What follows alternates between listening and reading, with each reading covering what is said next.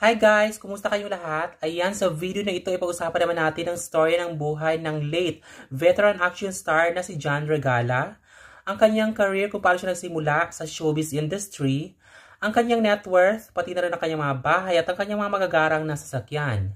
Pero bago yan, kung bago pa lang sa aking channel, mag-subscribe ka na at i-click ang bell button para palagi kang updated sa aking future uploads. Siya si John Paul Guido Boucher Cherer, o mas kilala sa tawag na John Regala.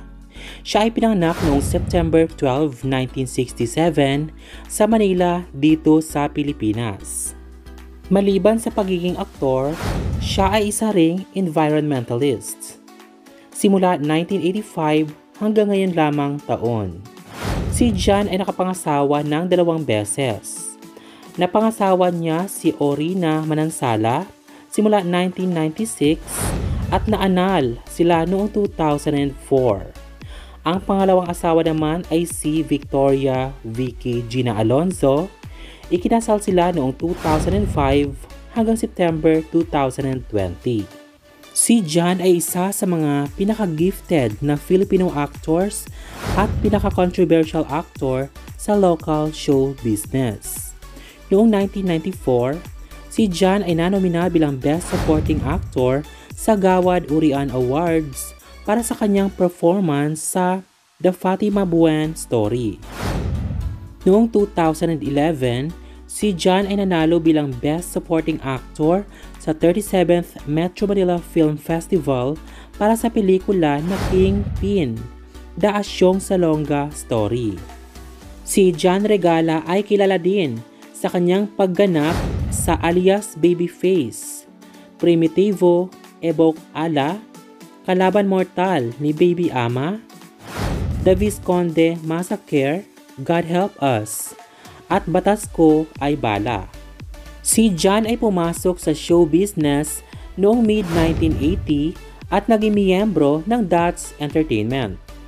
Siya ay naging action star sa kanyang unang action film na Boy Cristiano noong 1989. Siya ay gumanap bilang isang kontrabida sa pelikula na Isa-isahin Ko Kayo noong 1990 kasama si Ronnie Ricketts. Si John ay nakapag-collaborate din kasama ang action star na si Jerry Craval kung saan gumanap siya na lead role bilang si Marshall Baby Ama. Pumanaw din na tiyuhin ni John. Sa totoong buhay na action drama film na Primitivo Ebok Ala, Kalaban Mortal ni Baby Ama noong 1992. Siya ay gumanap sa kanyang role bilang isang rapist killer ni Chris Aquino sa true-to-life crime drama film na The Visconde Massacre, God Help Us noong 1993. Si John ay bumalik sa show business at nakatrabaho si Mark Escudero sa the horror comedy thriller film na Sombading Patayin sa Syokot si Remington noong 2011. Isa sa kanyang pinakanapansin na mga trabaho ay ang kasama niya ang kanyang best friend na si Governor E.R. Ejercito para sa award-winning noong 2011 Metro Manila Film Festival Filipino action film na Manila Kingpin, The Asyong Salonga Story noong 2011. Habang si John naman ay nanalo ng Best Supporting Actor Award. Si John ay nakapagtrabaho din kasama sina JC De Vera at Oyo Boy Soto para sa television drama series na Valiente ng TV5 noong 2012. Siya ay sumikat ulit sa ABS-CBN habang siya ay nagtatrabaho kasama sina Kim Chiu at Maha Salvador sa Ina, Kapatid, Anak noong 2013. At si Coco Martin sa action fantasy drama television series na Juan de la Cruz noong 2013 at Effie J's Ang Probinsyano noong 2016. Si John Regala ay anak ng pumanaw na din na character actor na si Mel Francisco at ang pumanaw na din na ina niya na si Ruby Regala. Ang kanyang showbiz career ay natigil dahil sa naabuso na ang sarili sa matinding paggamit ng ipinagbabawal na gamot. Kalaunan, siya ay napunta sa Drug Rehabilitation Center at naging born-again Christian. At kalaunan ay naging Christian minister. Pagkatapos ng ilang taon, si John ay nagdesisyon na maging miyembro ng Iglesia ni Cristo. Kalaunan ay nagpa-convert naman sa Members Church of God International pero bumalik ulit sa Iglesia ni Cristo noong 2015. Si John ay naging environmentalist at nagtrabaho bilang President at CEO ng Project Green Evolution Incorporated, kung saan nagpo-produce ang water bonsai organic root grower. Si John Regala ay nakilala bilang napakahusay na aktor at kontrabida sa entertainment industry bilang member ng 1986 television show na That's Entertainment at gumanap bilang napakasikat na kontrabida sa kanyang mga action movies at teleserye noong 1990s. Minsan na rin siyang unofficial na kung tawagin ay bad boy ng Philippine action films kasama ang kanyang fellow action star na sina Senator Robin Padilla at ang pumanaw na rin na si Ace Berhel.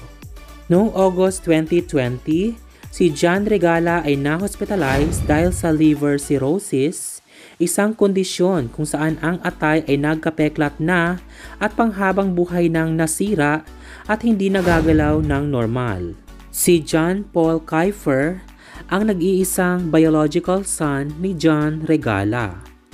Abot langit at sobrang saya at tuwa ni John Regala nang marinig mula sa kanyang nag-iisang biological son ang salitang I love you dad noong siya ay na-hospital noong 2020. Ang kanyang unang asawa ang nagsimula ng conversation para maging masaya ang aktor sa kabila ng kanyang kondisyon. Voluntarily, pinakita ng unang asawa ni John sa mga netizens sa buong mundo ang footage ng most recent conversation ni John at ng kanyang anak na nasa Amerika. Nadiscobre na ni-post ni Aurina Manansala Hunt ang 18-second clip na touching interaction ng sikat na ama at ng kanyang adorable na anak. Pagkatapos ng balita ng pagkamatay ni John Regala, ang netizens ay naging curious para malaman ang tungkol sa nag-iisang anak ni John Regala at kanyang detalye. Si John Paul ay huling nakasama ang ama noong 2002. Si John Paul ay 6 years old bago lumipat sa Amerika, kasama niya ang kanyang ina. Ayon sa gossipworld.com at buzzlearn.com, pati na rin ang popularbio.com, ang net worth ni John Regala noon nung siya'y sikat pa ay umabot sa $1 million o tumataginting na 56 million pesos. Sa edad na 58, namatay si John Regala noong nakarang araw lamang, June 3, 2023, alas 6:05 ng umaga dahil sa cardiac arrest, dala ng komplikasyon sa atay at kidney na kinumpirma ng kanyang asawa sa New Era General Hospital. Narito ang usapan ni John Regala at ng kanyang nag-iisang anak na lalaki na nasa Amerika.